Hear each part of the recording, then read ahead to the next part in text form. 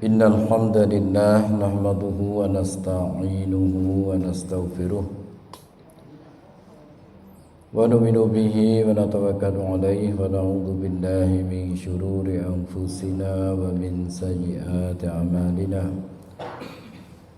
Man yahdihillahu fala mudilla lahu wa may yudlilhu fala hadiya lahu. Nashhadu an la ilaha illallah wahdahu la syarika lahu wa nashhadu anna Muhammadan abduhu wa rasuluh alladzi la nabiyya wa la rasula ba'dah. Allahumma salli wa sallim wa barik ala sayyidina Muhammad an-nabiyil ummi wa ala alihi wa sahbihi ajma'in, amma ba'd. Qala Allah ta'ala a'udzu billahi minasyaitonir rajim. Inna 'iddatash shuhuri indallahi 12 syahra fi kitabillahi yawma khalaqas samawati wal arda minha arba'atun hurum. Wa qala Rasulullah sallallahu alaihi wasallam, man shama ramadhana imanan wa ihtisaban ghufira lahu ma taqaddama min dhanbi.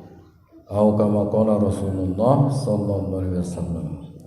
Para bapak, para ibu, keluarga besar jamaah Majelis Ta'lim Nur Hidayah yang semoga kita semua dirahmati dan diridhai Allah Subhanahu wa taala. Amin. Alhamdulillah, kembali kita panjatkan puji syukur kehadirat Allah Subhanahu wa taala, yang mana kami selalu mengingatkan bahwasanya Allah tiada henti-hentinya mencurahkan berbagai macam nikmat kepada kita. Ada nikmat sehat, nikmat keluarga, nikmat bisa bersilaturahmi, nikmat bisa sholat berjamaah. Alhamdulillah, ini nikmat yang luar biasa. Sedangkan Rasulullah bersabda, raka'atani qabla al-fajri khairum minad dunya wa ma fiha. 2 rakaat sebelum sholat subuh itu lebih baik daripada dunia dan seisinya. Bagaimana dengan sholat subuhnya itu sendiri? Maka kita bersyukur pada Allah Subhanahu wa taala. Kemudian kita syukur lagi, kita dipilih Allah Subhanahu wa taala untuk memperpanjang itikaf dalam rangka thalabul ilmi, dalam rangka mencari ilmu. Thalabul ilmi faridah ala kulli muslimin wa fi riwayatin wa muslimah. Mencari ilmu itu hukumnya wajib, sama seperti wajibnya sholat, wajibnya puasa bulan Ramadan. Bagi tiap-tiap baik laki-laki muslim maupun wanita muslimah, ini hukumnya wajib ya. Semoga kajian ya setiap Ahad ini menggugurkan kewajiban mingguan kita. Amin ya rabbal alamin. Salawat teriring salam semoga senantiasa Allah curahkan pada junjungan kita Nabi besar Muhammad sallallahu alaihi wasallam. Bapak-ibu sekalian, ya, suaranya agak serak-serak ya, baru pulang dari Cirebon. Ada undangan di Cirebon ya. Biasa Pak Rojaban, rame Rojaban itu. Maka sedikit kita akan mengkaji mengenai bulan Rajab, dan nanti kita sambung dengan bulan Ramadan ya. Karena Rajab, Sya'ban, Ramadan ini ada keterkaitan. Mari kita buka pengajian kita dengan doa thalabul ilmi bersama-sama. Saya bacakan kemudian ditirukan. Kita berdoa thalabul ilmi supaya ilmu yang kita pelajari ini masuk dalam hati kita, sehingga kita ini ada kekuatan untuk amal ya. Saya bacakan ditirukan. Asyhadu an la ilaha illallah wa asyhadu anna Muhammadar Rasulullah raditu billahi rabba wa bil islami dina wa bi muhammadin nabiyyan wa rasula rabbi zidni ilma warzuqni fahma rabbi shrah li sadri wa yassir li amri wahlul 'uqdatam min lisani yafqahu qawli. Rajaba, ya, rajaba.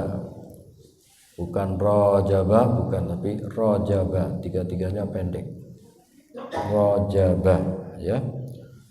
Rajaba. Rajaba yurajibu tarjiban. Secara bahasa rajaba ini artinya kehormatan.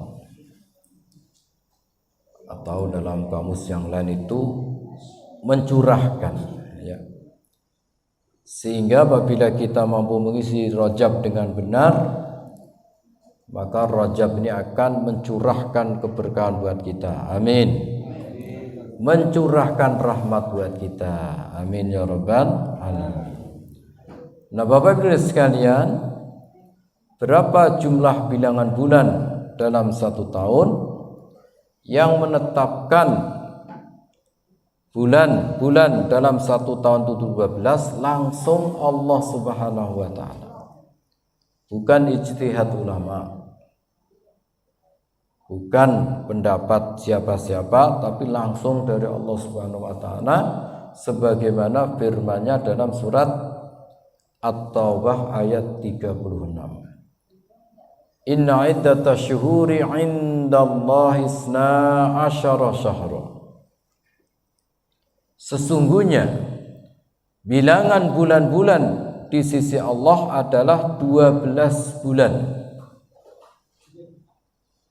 Fi kitabillah, sebagaimana ketetapan Allah Subhanahu wa taala. Kapan ditetapkan? Yauma khalaqas samawati wal arda. Semenjak hari diciptakannya langit dan bumi. Jadi ketika Allah Subhanahu wa taala menciptakan semesta langit dan bumi, sekaligus Allah tetapkan jumlah bilangan bulan-bulan itu 12. Minha arba'atun hurum. Di antara 12 bulan itu terdapat 4 bulan yang dimuliakan oleh Allah Subhanahu wa taala. Ada 4 bulan yang dimuliakan Allah Subhanahu wa taala. Yang pertama Dzulqa'dah. Harus hafal nih Pak ya. Yang pertama Dzulqa'dah. Atau orang sono mengejanya bulan Apit, kecepit katanya begitu ya. Tapi namanya itu bulan Dzulqa'dah. Bulan ke-11. Kemudian yang kedua bulan Dzulhijjah. Bulan haji, bulan yang mempunyai haji. Bulan ke-12. Kemudian yang ketiga bulan Muharram, bulan pertama. Kemudian loncat bulan Rajab, bulan ke-7.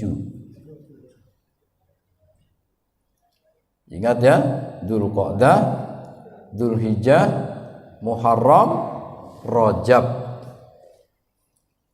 Sehingga Bapak Ibu dan sekalian, umpama tidak ada hadis-hadis mengenai keutamaan bulan Rajab, satu ayat ini sudah cukup. Cukup menjelaskan keutamaan bulan-bulan haram, termasuk bulan Rajab. Karena sekarang ini banyak hadis-hadis yang katanya dhaif, justru malah untuk menyerang bulan Rajab, sehingga orang mau beramal bulan Rajab jadi takut. Gak ada puasa Rajab. Ya memang gak ada secara spesifik, ya. Tapi ingat bahwa bulan Rajab adalah bulan-bulan yang dimuliakan Allah. Amal-amal soleh dilipat gandakan pahalanya, amal-amal salah dilipat gandakan dosanya. Amal soleh dilipat gandakan pahalanya, amal salah dilipat gandakan dosanya. Jadi umpama kita nggak menggunakan hadis sama sekali, sudah cukup ayat ini. Sehingga Bapak Ibu sekalian nggak usah ragu-ragu mengamalkan mengenai fadilah-fadilah di bulan Rajab. Ya. Karena apa? Bulan Rajab adalah min ashhuril hurum, termasuk di antara bulan-bulan yang dimuliakan Allah Subhanahu wa taala. Maka yang pertama di bulan Rajab kita disunahkan memperbanyak puasa. Tidak hanya bulan Rajab, termasuk 4 bulan yang dimuliakan tadi itu. Bulan Dzulqa'dah, bulan Dzulhijjah, bulan Muharram, bulan Rajab. Ada hadis dengan sanad yang bagus, ya. Kita dianjurkan di bulan-bulan haram ini termasuk bulan Rajab untuk puasa 3 hari puasa, 3 hari tidak. 3 hari puasa, 3 hari tidak, ya. Intinya disunahkan untuk memperbanyak puasa. Jadi nggak usah ragu-ragu. Maaf ini agak batuk-batuk dikit. Jadi tidak usah ragu-ragu mengamalkan fadilah atau amal-amal di bulan Rajab. Yang kedua, perbanyak sholat-sholat sunnah. Perbanyak sholat-sholat sunnah. Mengingat fadilah bulan haram ini. Tahajud yang biasanya mungkin 4 rakaat, ya, tambah 3 rakaat witir, ditambah lagi pada bulan Rajab ini 8 rakaat tambah 3 witir. Sholat duha yang biasa 4 rakaat tingkatkan 8 rakaat boleh, ya. Sholat sunnah tawaf, maksudnya sholat tawaf, sholat sunnah tawaf ini sholat-sholat yang mengiringi sholat fardu. Ini disebut sholat sunnah tawaf, mengelilingi sholat fardu, baik itu qobliyah maupun ba'diyah. Tingkatkan. Duhur biasanya qobliyah 2 rakaat, tingkatkan menjadi 4 rakaat. Karena qobliyah duhur itu setara nilainya dengan sholat tahajud. Tingkatkan. Demikian juga ba'diyah. Ba'diyah duhur boleh 4 rakaat, qobliyah asar 2 rakaat, ba'diyah asar tidak ada. Ya, qobliyah maghrib boleh. Ba'diyah maghrib ini harus, karena itu termasuk yang disunah muakkadah, sunnah yang dikuatkan. Qobliyah isya, ba'diyah isya, demikian juga qobliyah subuh. Tingkatkan. Kemudian yang ketiga, perbanyak zikir kepada Allah Subhanahu wa taala. Ya, perbanyak zikir kepada Allah Subhanahu wa taala. Wasabbihuhu bukratan wa asida. Bertasbihlah kepada Allah pada waktu pagi dan petang. Pada salat subuh ini disebut pagi. Perbanyak zikir. Minimal, ya, minimal ini kita baca tasbihat 100 kali. Subhanallah walhamdulillah wa la ilaha illallah wallahu akbar la haula wa la quwata illa billahil aliyil azim. Jadi 5 kalimat ini kita baca 100 kali sebagai bukti cinta kita kepada Allah. Yang kedua, sebagai bukti cinta kita kepada Rasulullah, kita sholawat kepada beliau 100 kali. Ya, minimal kita baca Allahumma sholli ala Sayyidina Muhammad boleh, atau kita baca sholawat Ibrahimiyah juga boleh, ya. Terserah, ya, mana yang kita sukai. Banyak, ya, sigot sholawat itu. Terutama kita utamakan sholawat yang maksurat, yaitu sholawat yang dicontohkan oleh Rasulullah sendiri. Itu sholawat terbaik, ya. Kemudian Berikutnya yang keempat, kita perbanyak berdoa di bulan Rajab ini. Bulan yang dimuliakan Allah Subhanahu wa taala, itu doa-doa kita lebih makbul. Ya, dibanding dengan doa-doa yang lain.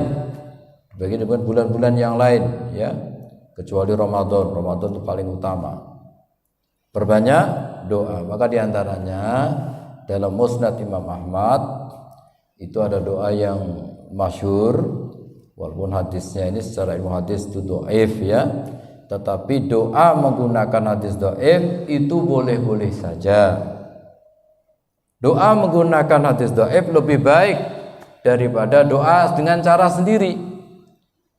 Doa dengan cara sendiri boleh enggak? Boleh enggak, Bu? Boleh ya. Apalagi doa dari hadis. Ya, dalam kitab Al-Adhkar juga Imam Nawawi mencantumkan doa ini, yaitu ibu-ibu sudah sering baca itu, bahkan disyairkan tuh, Allahumma barik lana fi Rajaba wa Sya'bana wa balighna Ramadan. Ya. Cuma panjang pendeknya usahakan yang benar ya Bu ya. Allahumma barik lana fi Rajaba. Rajaba pendek semua. Wa Sya'bana.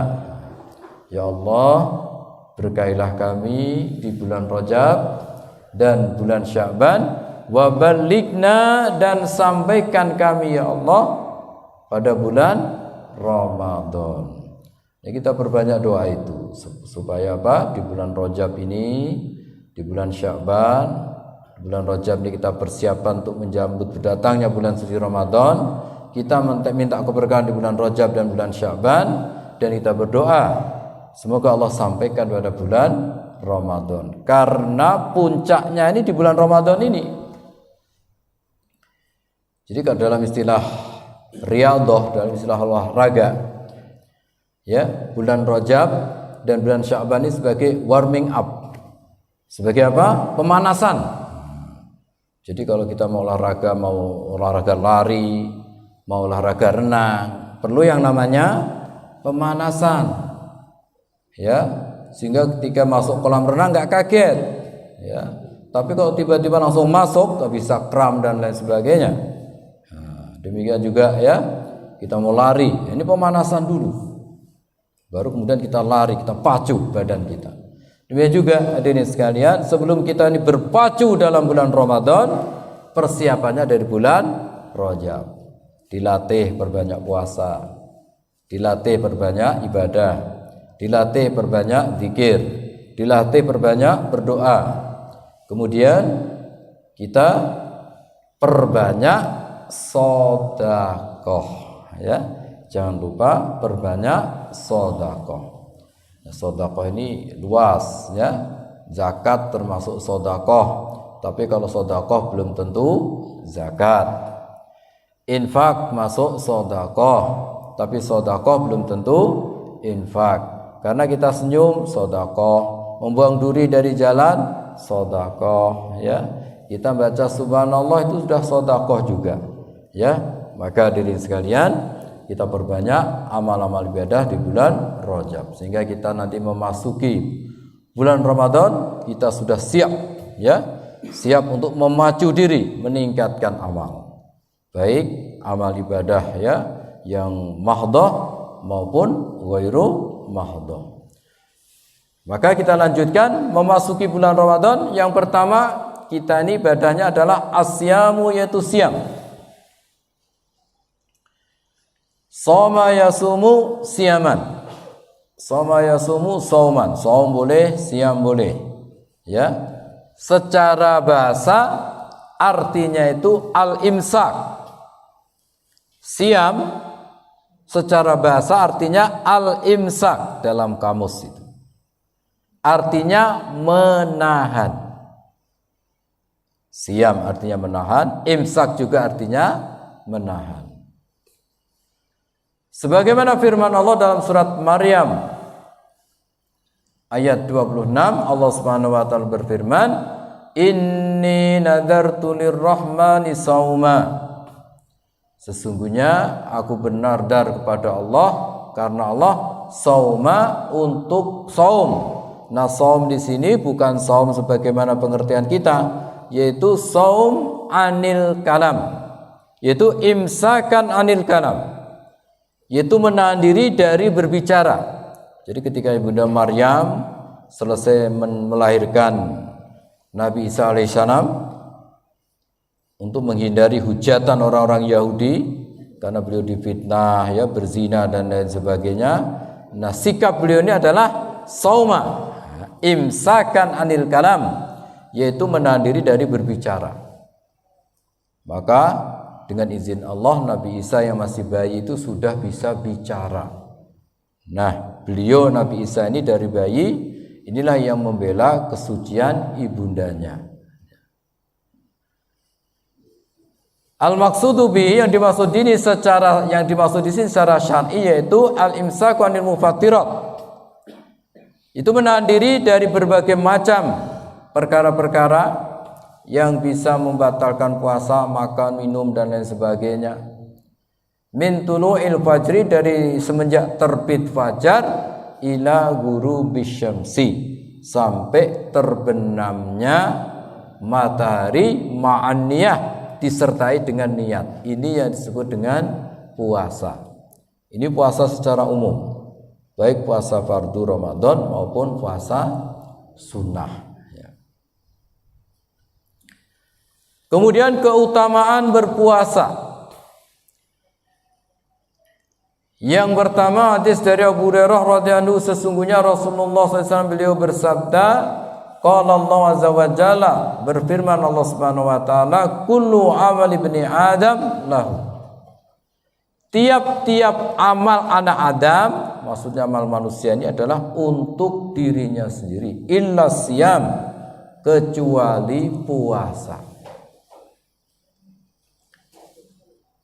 Allah sampaikan fa innahu li, kata Allah, karena sesungguhnya puasa adalah untukku. Jadi Allah sampaikan pada kita, puasa ini untuk Allah. Wa najzibi, dan aku sendiri yang akan membalas. Jadi Allah sendiri yang akan memperhitungkan nilai puasa. Tentunya selain malaikat, ya. Wa siyamu junnah, dan puasa ini adalah junnah. Junnah itu artinya apa? Junnah itu artinya perisai, pelindung. Maksudnya junnah apa? Ay maniun minal ma'asi. Puasa itu akan menahan, akan mencegah minal ma'asi, dari perbuatan-perbuatan maksiat. Itu puasa. Maka Allah katakan junnah, puasa ini pelindung. Pedakana yaumu shaumi ahadikum, maka ketika seseorang itu sedang berpuasa, fala yarfas, maka jangan berbuat rofas. Apa itu rofas? Rofas yaitu al-fahsyu fil qaul, yaitu kotor dalam pembicaraan. Itu tidak boleh. Ya, bicara-bicara porno itu tidak boleh pada waktu sedang berpuasa. Wala yashab, demikian juga ketika berpuasa ini tidak boleh bersuara yang keras, artinya marah-marah, itu enggak boleh. Ya. Lagi puasa ngamuk, itu enggak boleh. Ya. Wala yajal, dan jangan berlaku bodoh, berlaku sia-sia. Fa in syata mahadun, maka jika ada seseorang yang itu mengajak adu mulut, ya, au qatalahu, atau mengajak berkelahi, fal yakul, maka adalah orang yang berpuasa mengatakan inni shaim, sesungguhnya aku lagi berpuasa. Jadi jangan diladeni, ya, kalau lagi berpuasa itu. Marratain, 2 kali. Kemudian Rasulullah menjelaskan, walladzi nafsu Muhammadin biyadih, demi zat yang jiwa Nabi Muhammad berada dalam genggamannya.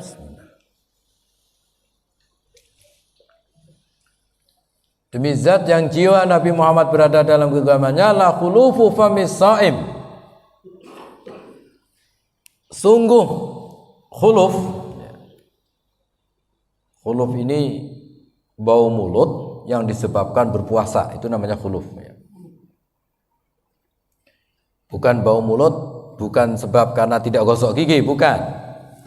Ya, khuluf itu ditafsirkan di sini yaitu taghyiru raihatil fam bisababis shaum. Berubahnya aroma mulut karena sebab puasa, bukan sebab tidak gosok gigi, beda. Bukan sebab tidak bersiwak, bukan. Tapi karena kekosongan perut sehingga itu mengeluarkan aroma yang kurang sedap, itu disebut khuluf. Nah, itu atyabu, itu lebih harum indallahi, di sisi Allah, yaumal kiamati, besok pada hari kiamat, min rihil misik, daripada bau kasturi. Tapi ingat ya, khuluf ini bukan karena sebab tidak gosok gigi tadi, bukan. Tapi karena perut yang kosong, nah biasanya keluar aroma yang tidak sedap. Dan itu disebut khuluf. Ya, bukan karena gigi yang kotor, bukan ya, tapi karena perut yang kosong. Kemudian walis shaim farhatani, bagi orang berpuasa ini besok ya akan mendapatkan dua kebahagiaan orang berpuasa itu. Pertama, idza aftara, ketika berbuka, farha bi fitrihi, maka dia bahagia sebab berbukanya itu. Maka semua Pak, ya, baik orang miskin, orang kaya, orang desa, orang kota, kalau mau berbuka semuanya bahagia. Enggak ada orang sedang berbuka kok cemberut, enggak ada. Ini keajaiban puasa. Jadi satu-satunya makan yang bisa langsung membuat seseorang itu bahagia, itulah berbuka. Enggak ada orang berbuka kok cemberut, itu enggak ada. Ya, ini keajaiban berpuasa. Keajaiban berbuka ketika berpuasa itu. Kebahagiaan yang kedua, wa idza laqiya rabbahu, ketika berjumpa dengan Rabbnya besok pada hari kiamat. Fariha bisaumihi, maka dia bahagia sebab puasanya tadi itu. Ya, besok orang yang berpuasa itu di hari kiamat akan mendapatkan perlakuan khusus dari Allah Subhanahu wa taala. Karena nanti Pak, kita ini ya, di dunia ini kita nggak boleh memviralkan amal-amal kita, haram, sum'ah nggak boleh, ya, riak juga nggak boleh. Tapi nanti di akhirat, di yaumil fahsyar, kita diperintahkan oleh Allah untuk memviralkan amal-amal kita. Ha umuqra'u kitabiyah, nah, kita boleh itu. Tapi nanti di yaumil mahsyar, ha umuqra'u kitabiyah, haum itu ambil nih. Iqra'u, ini kitabku, ambil nih. Baca kitabku. Ya, boleh kita nanti, tapi nanti di akhirat. Di yaumil mahsyar. Haumuqra'u kitabiyah. Ya, boleh kita pamer semuanya itu. Karena apa? Di mahsyar ini lama, Pak. Bukan 1-2 tahun, bukan ribuan tahun, bukan miliaran tahun, bukan triliunan tahun, lebih lama dari bilangan itu. Nah, maka kita nanti itu sambil menunggu kita ini disidang oleh Allah Subhanahu wa taala, dihisab dan lain sebagainya. Di antara kita boleh haumuqra'u kitabiyah, pamer. Ambil nih kitab saya. Baca, lihat nih, ya. Karena barang siapa menerima amalan catatan dengan tangan kanan, ya, maka dia akan tersenyum, Pak. Akan bahagia. Sebaliknya orang menerima catatan amal dengan tangan kiri lewat belakang begini. Sebagaimana dalam Al-Quran itu. Ada orang menerima catatan amal begini, Pak, dari belakang. Ada yang begini dengan tangan kanan. Nah, itulah dengan tangan kanan lah dia. Haumuqra'u kitabiyah. Ini kitabku, ini catatan amalku ini. Baca ini, lihat. Kalau di dunia nggak boleh, Pak. kita sholat kemudian di-shop ya, kemudian kita viralkan, hancur tuh amal kita. Nah kalau ini kan pengajian ya, ini nggak apa-apa nih biar yang lain bisa dengerin gitu ya, tapi tujuannya bukan untuk pamer ya, tapi untuk syiar. Itu boleh-boleh saja, tapi kalau untuk pamer itu tidak boleh ya. Maka di surga nanti itu ada gerbang ya, ada gate ya, ada gate namanya Ar-Rayyan. Ada pintu gerbang, ada 8 pintu surga. Ada berapa? 8 pintu surga. Ada 8 macam surga juga. Kalau neraka ada 7 macam neraka. Maka kita selesai sholat subuh, selesai sholat maghrib, disunahkan baca Allahumma ajirna minan nar 7 kali sesuai dengan jumlah neraka. Kita baca itu istiqomah, insya Allah Allah akan bebaskan kita dari 7 neraka itu. Amin ya rabbal alamin. Dari Sa'ad bin Sa'ad, anna Nabiyya sallallahu alaihi wasallam qala, sesungguhnya Rasulullah SAW beliau bersabda, inna lil jannati baban yuqalu lahu ar-Rayyan. Sesungguhnya surga itu memiliki satu gerbang yang disebut dengan Ar-Rayyan. Yuqalu yaumal qiyamah, besok dikatakan pada hari kiamat, aina shaimun, mana orang-orang yang berpuasa? Malaikat ini menyeru, mana orang-orang yang berpuasa? Fa idza dakhala akhiruhum, maka ketika orang yang terakhir rombongan orang berpuasa sudah masuk surga, ughliqa dzalikal bab, maka pintu tadi ditutup selama-lamanya. Itulah disebut pintu Ar-Rayyan atau gerbang Ar-Rayyan. Ini hadis riwayat Imam Bukhari dan Imam Muslim. Kemudian aqsamuhu, macam-macam puasa. Di puasa yang diperintahkan nih ya. Puasa ada puasa yang diharamkan juga ada. Puasa yang dimakruhkan juga ada. Tapi ini puasa yang dianjurkan. Asyamu kismani, puasa ini secara umum ada 2, fardun wa tatawwu. Ada puasa fardu, ada puasa sunnah. Ini secara umum. Wal fardu yunqasamu ila salasati aqsamin.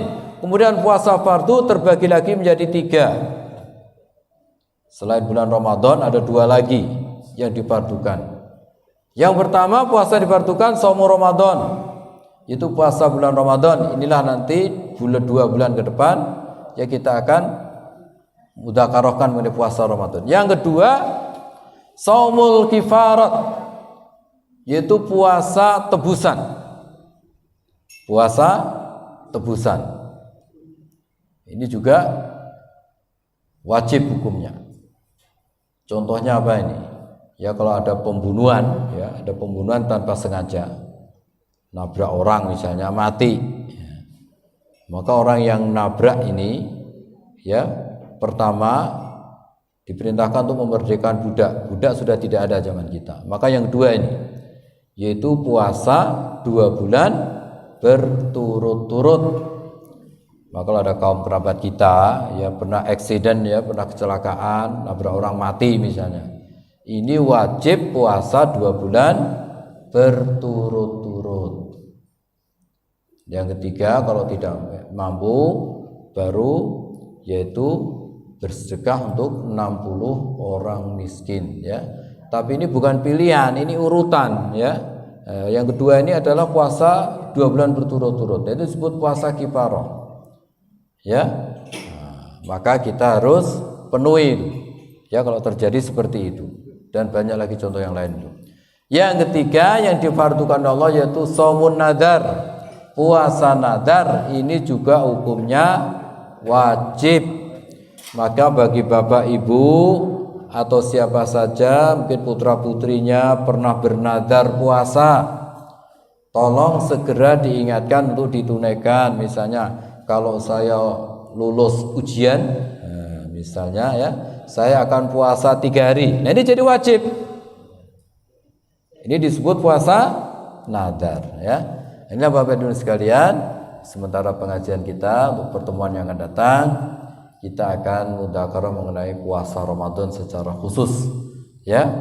Apa itu rukun puasa, kemudian sunnah-sunnah puasa apa saja, yang membatalkan puasa apa saja. Nah, ini insyaallah yang akan kita kaji pertemuan berikutnya. Baik, kita lanjutkan dengan tanya jawab apabila ada, sebelum kita tutup dengan doa. Baik, ada yang ditanyakan? Silahkan Pak Haji. Ya.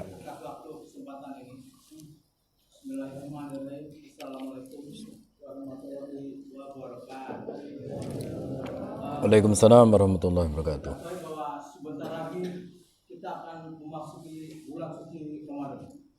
Itu momen yang ditunggu-tunggu oleh umat muslim seluruh dunia. Alangkah bahagia kita, kegembiraan kita akan menyambut datangnya bulan suci tersebut.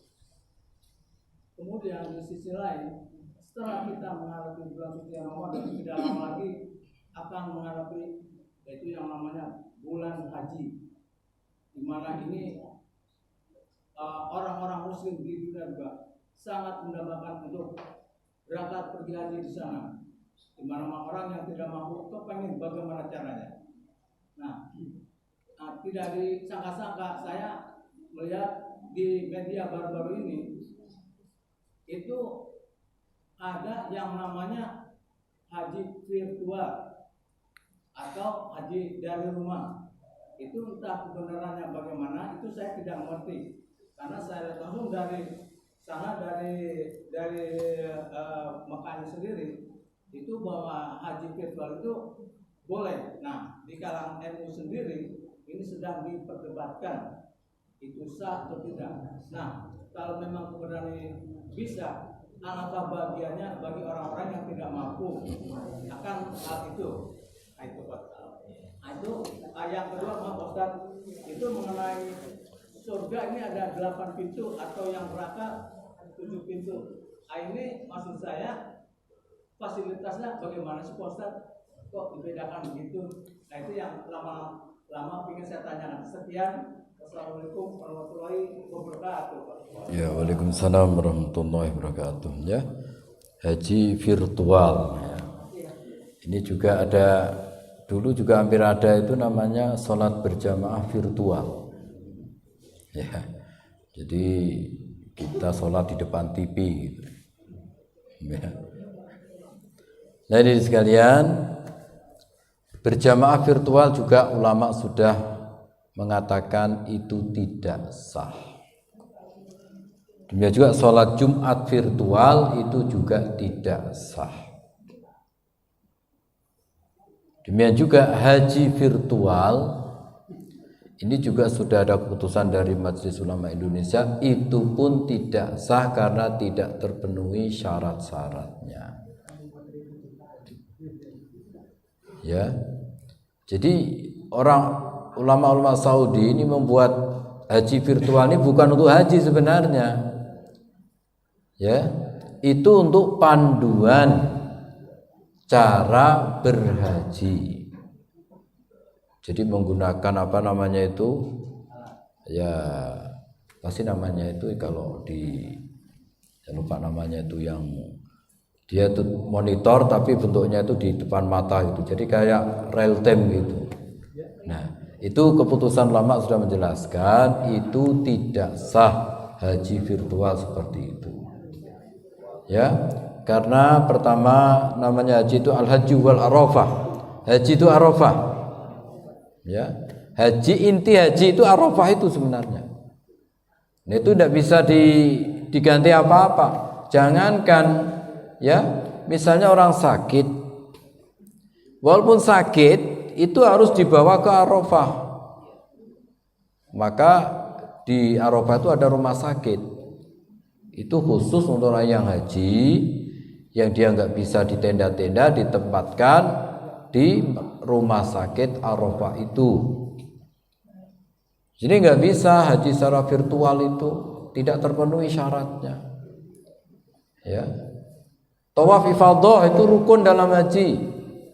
Enggak mungkin kita ya bikin kotak di rumah kemudian kita pakai apa tapi DPR tadi itu ya. Ya. Kemudian kita keliling gitu ya, enggak sah itu. ya. Kalau begitu nanti repot jadinya. Asal enggak usah berjamaah mah di rumah aja. Kenapa bagaimana? Saya berjamaah virtual saja. Enggak memenuhi syarat, Pak, ya. Jadi itu sudah dibahas juga itu ya.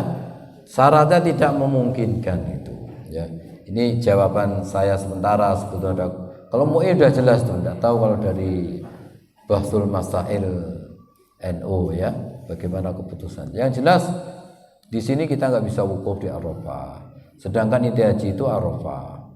Nggak bisa tawaf, ya. Nggak bisa mabit di Mina dan lain sebagainya. Ya memang harus sabar. Ya, yang penting sudah bayar, sudah dapat list, ya sudah dapat daftar tunggu waiting list walaupun 50 tahun yang akan datang misalnya nggak apa-apa. Umpama kita belum berangkat, sudah dipanggil oleh Allah, insya Allah itu sudah dimasukkan oleh Allah sebagai golongan orang yang sudah haji. Karena sudah ada kesungguhan. Tanda sungguh apa? Sudah daftar, sudah bayar 25 juta, sudah dapat daftar tunggunya. Ya, selama nunggu sabar saja. Nah, sebagai penggantinya, nah kalau ingin dapat pahala haji yang sempurna, itu gampang. Pahalanya ya, kewajiban hajinya belum gugur, tapi kita dapat pahala haji secara sempurna, yaitu kita sholat isyraq. Setiap hari kita bisa buat itu. Habis sholat subuh jangan pulang, zikir dulu, baca Quran dulu di Nur Hidayah ini, sambil nunggu waktu isyraq, ya, sambil nunggu waktu isyraq. Nah, ketika waktu isyraq sudah tiba, biasanya ada waktu tuluk ya atau waktu syuruk, itu tambah kurang lebih 10 menit. Nah, dari jadwal terbit matahari itu tambah 10 menit. Kemudian kita sholat minimal 2 rakaat, lebih sempurna 4 rakaat. Nah, itu disebut sholat syuruk, sholat isyraq. Ini sebagaimana riwayat Tirmidzi, ya, hadisnya ini hadis hasan, ya. Ini akan dapat pahala haji yang sempurna. Ya, cuma jarang pelakunya, sedikit, Pak. Inginnya habis sholat subuh langsung kabur, dari sholat subuh langsung ke Cikapuk sana, Cikasur ya, Cibantal. Nah, maka kita tahan ya sampai isyraq, sholat isyraq. Nah, begitu. Kemudian mengenai ketentuan ada 8 pintu surga. Ini sebenarnya semuanya ini bentuk kehormatan dari Allah. Ada pintu Ar-Rayyan tadi bagi orang yang rajin berpuasa. Ada pintu-pintu yang lain. Ini bentuk kehormatan dari Allah. Semakin banyak pintu yang memanggil, semakin terhormat dia di sisi Allah. Contohnya Abu Bakar As-Siddiq. Beliau nanti 8 pintu surga manggil beliau semua. Ya, manggil beliau semua. Nah, semoga kita juga termasuk di dalamnya. Amin ya rabbal alamin. Tentunya ini ada kelebihan masing-masing.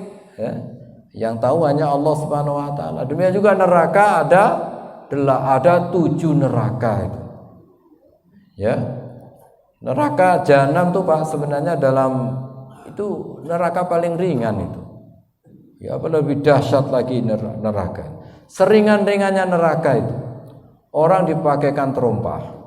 Kemudian dia menginjak bara surga. Otaknya itu mendidih. Itu seringan-ringannya neraka. Bayangkan, gimana dengan neraka yang dihuni oleh iblis, oleh Abu Jahal, Fir'aun, Namrud. Na'udzubillah min dzalik. Ya, semoga kita tidak mencicipi neraka walaupun sekejap. Kalau diperlihatkan neraka, semua diperlihatkan, Pak. Termasuk penghuni surga, itu juga akan diperlihatkan neraka. Diperlihatkan sekejap oleh Allah. Sehingga tambah bersyukur. Tuh kalau kamu maksiat itu tempat kamu di neraka. Kemudian dia dimasukkan ke surga. Penghuni neraka juga diperlihatkan dia surga sekejap. Ya, serat gitu. Wah, itu tempat kamu seharusnya kalau kamu beriman bertakwa kepada Allah. Tempat kamu di surga. dia digiring ke neraka. Dia tambah menyesal, tambah tersiksa batinnya. Ya. Nah, ada 7 neraka, ada 8 surga. Ini tergantung tingkat amalnya masing-masing. Semakin buruk amalnya, dia semakin dalam di neraka. Orang makin bagus amalnya, dia akan mencapai derajat surga tertinggi. Para nabi itu surganya surga Firdaus. Itu surga tertinggi. Kok begitu? Nah, inilah keadilan Allah Subhanahu wa taala. Tergantung bagaimana mujahadah kita di dunia. Jadi kunci surga ini bukan di akhirat, kunci surga di dunia ini, Pak, sekarang ini. Sekali saya sampaikan, surga itu kuncinya sekarang ini. Bukan nanti di alam kubur. Alam kubur kita sudah mendapatkan akibat ini. Bukan sebab. Sebab itu di dunia ini saja. 60-70 tahun. Inilah kunci kehidupan. Mau sukses ya sebabnya dunia, mau celaka di akhirat juga sebabnya di dunia ini. Nah, sekarang di tangan kita. Ya, maka gunakan waktu untuk taat pada Allah Subhanahu wa taala. Setiap waktu ada ibadah, setiap ibadah ada waktunya. Nah, dimanapun kita berada, kapanpun kita berada, selalu ibadah kepada Allah Subhanahu wa taala. Nah, gitu Pak ya. Ada lagi tanyakan? Ya, silakan Pak Haji. Waalaikumsalam warahmatullahi wabarakatuh. Saya sakit Ustaz, biasa berbaring. Terus kita kodonya kan misalnya jam berapa waktunya, tolong dijelaskan Ustaz. Ya. Jadi kalau kita dalam keadaan sakit, ya, dalam keadaan sakit apapun, sholat tidak bisa ditinggalkan. 5 waktu maksudnya. Nggak ada alasan nggak sholat, itu nggak ada. Kecuali bagi ibu-ibu yang beralangan. Kalau sakit itu bukan alasan untuk tidak sholat. Maka bagaimana caranya? Ya kapan waktu sholat diingatkan. Walaupun ya mungkin mohon maaf ini sudah stroke, hanya berbaring saja. Ketika waktu sholat diingatkan. Kemudian ya diwudukan oleh orang yang sehat. Memang kalau kita merawat orang sakit harus sabar, paling sabar apa? Mengingatkan waktu sholat, merawat dia untuk bisa sholat. Jangan sampai sakit membuat orang itu meninggalkan sholat. Ya, ini pertama itu. Ya, jadi kondisi apapun diingatkan. Walaupun sudah berbaring bertahun-tahun misalnya, setiap waktu sholat diingatkan. Semampunya diwudukan, dibersihkan, disucikan badannya. Kemudian diingatkan untuk sholat. Mungkin karena dalam keadaan sakit, ya, mungkin boleh dijamak kali gitu ya, nah, supaya tidak merepotkan gitu ya. Duhur, asar, maghrib, isya gitu. Karena kondisinya seperti itu, ya, untuk menghemat waktu dan tenaga. Ya. Nah, bagaimana kalau misalnya ada orang yang sudah terlanjur meninggal, dulu pernah meninggalkan sholat, ya? Yang pertama sebagai ahli warisnya banyak didoakan untuk almarhum, almarhumah, ya, karena di dalam tuntunan fikih itu tidak ada qadha sholat bagi ahli waris, itu enggak ada. Bahkan ketika Ibunda Aisyah itu haid, ya, beliau mengatakan nahnu numaru bi qada'i syiyam wa la numaru bi qada'i shalah. Kami ini ketika haid diperintahkan untuk mengqadha puasa, tapi tidak diperintahkan untuk mengqadha salat. Nah, bagaimana kalau misalnya ada yang pernah meninggalkan salat, ya didoakan aja terus. Kemudian sedekah untuk atas nama beliau. Ya, sedekah itu boleh atas nama beliau. Ya, ahli warisnya seluruh keluarganya mendoakan, bersebanyak bersedekah untuk almarhum almarhumah. Ya, kemudian banyak sholat, ya, banyak sholat, karena setiap kita sholat ini otomatis akan mengalir kepada almarhum almarhumah orang tua kita, maksudnya otomatis itu, ya. Anak yang soleh yang mendoakan, maksudnya itu bukan hanya doanya, termasuk amal-amal soleh yang dibuat anak itu. Ini akan mengalir kepada kedua orang tuanya, pahalanya maksudnya akan mengalir kepada kedua orang tuanya. Ya, diantaranya itu Pak ya. Ya, bagaimana kalau sholat qadha untuk almarhum? Jadi dalam hadis itu tidak ada ketentuan begitu. Ya, maka yang ada bagaimana? Perbanyak sholat sunnah, baca Quran, zikir dan lain sebagainya. Otomatis itu akan mengalir kepada almarhumah. Tapi untuk yang sakit ya, yang sakit kondisi apapun, setiap waktu sholat diingatkan. Maka sering saya sampaikan, gak bisa sholat sambil berdiri, boleh sholat sambil duduk. Gak bisa sambil duduk, boleh sholat sambil berbaring. Gak bisa berbaring semampunya. Bahkan sudah sering koma, ya sudah sering pingsan misalnya. Ya, ketika sadar ingatkan untuk sholat. Dengan isyarat kedipan mata itu sudah mencukupi. Baru kedipan mata niat sholat, misalnya pingsan lagi misalnya.